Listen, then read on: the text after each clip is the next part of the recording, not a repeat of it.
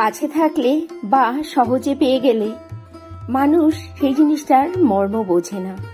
যখন সেই জিনিসটাকে হারিয়ে ফেলে বা তার থেকে অনেক দূরে চলে যায়, তখন তার অভাবটা সব সময় ভালো করে বোঝা যায় সে তার জীবনে কতখানি স্থান দখল করেছিল, তাকে ছাড়া বেঁচে থাকা কতটা কষ্টকর। আজ হচ্ছে শুক্রবার, আর আজকে ব্লগটা এখন শুরু করছি। নতুন একটি ব্লগে তোমাদের সবাইকে জানাই স্বাগতম। তোমরা সবাই নিশ্চয়ই খুব ভালো আছো। আমি তো এখন খুব ভালো আছি, খুব খুশি আছি মন থেকে। জানি খুশিটা ক্ষণস্থায়ী, তবুও এখন তো খুশি আছি বলো, কাল দুঃখে থাকবো ভেবে আজকের খুশিটাকে হাতছাড়া করতে চাই না। কাল রাতেই তোমাদের দাদা ভাই এসেছে বাড়িতে, মানে আমি গিয়ে ওকে সাথে করে নিয়ে এসেছি। ওই 2 ঘন্টার দূরত্বটাও যেন আমার আর সহ্য হচ্ছিল না।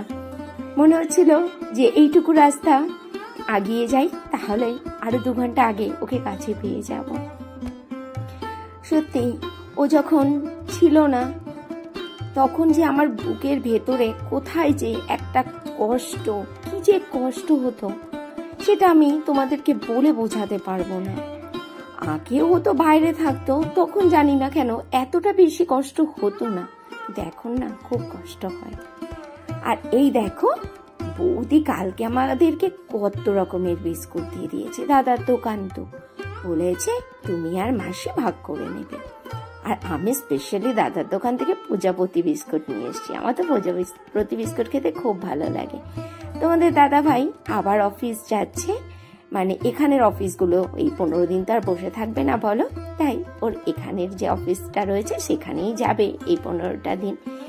এরপরে তো আবার সেপ্টেম্বরের ফার্স্ট উইকেও চলে যাবে।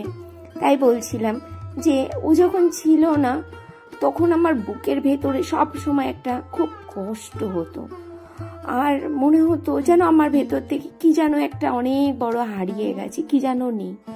চোখ থেকে এমনি অঝোরে জল পড়তো।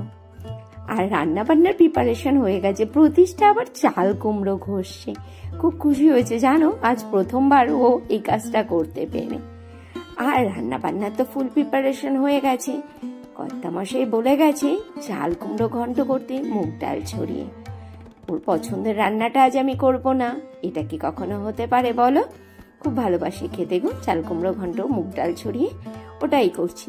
আজ তো আবার শুক্রবার, আর শুক্রবার মানেই তো আমাদের বাড়িতে নিরামিষ। আর ছেলে খাবে পনিরের তরকারি। ঘরে অনেকগুলো ফুলকপিও ছিল, ফুলকপি আর পনির দিয়ে তরকারি করে নিলাম। দুপুরেও খাওয়া হয়ে যাবে, আবার রাতে রুটি লুচি যা করি তার সাথেও চলে যাবে। আর আজকে ওলকচু সেদ্ধটা একটু অন্যরকম করে মাখছি, কাঁচা লঙ্কা, কাঁচা তেল আর অল্প করে সর্ষে বাটা দিয়ে। এটা না আগে অনেক করতাম, অনেকদিন পরে আজ আবার করলাম, দারুণ লাগে খেতে। খেয়ে দেখো একবার এইভাবে করে। আর করেছি চাল কুমড়ো ভাজা, ছেলেটা বা চাল কুমড়ো ঘন্ট খায় না, এই জন্য ভেজে রেখেছি। ফুলকপি আলু পানিরের ডালনাটা তো করার সময়ই দেখলে। আর এখানে হচ্ছে চাল কুমড়ো ঘন্ট মুগ ডাল ছড়িয়ে। আর রান্না বান্না সেরে নিয়ে সকালের ভাতটাও নিয়ে নিয়েছি, ঘি আলু সেদ্ধ আর চাল কুমড়ো ভাজা দিয়ে। আমার আর প্রতিষ্ঠার ভাত রয়েছে এখানে, দুজনে একতলাতেই নেব খেয়ে। এখন বাজে দুপুর 2:30, আর এখন করব লাঞ্চ। দেখে নাও আজকে লাঞ্চ মেনুতে কি রয়েছে। এখানে ফুলকপি আলু পানিরের তরকারি, দেখতে খুব সুন্দর হয়েছে না? একটু বেশি করে কাশ্মীরি মির্চ পাউডার দিয়ে দিচ্ছি, আমার ছেলেটার আবার একটু কালারফুল রান্না না হলে ঠিক রোচে না। আর সেদ্ধ রয়েছে চাল কুমড়ো ঘন্ট, রয়েছে চাল কুমড়ো ভাজা।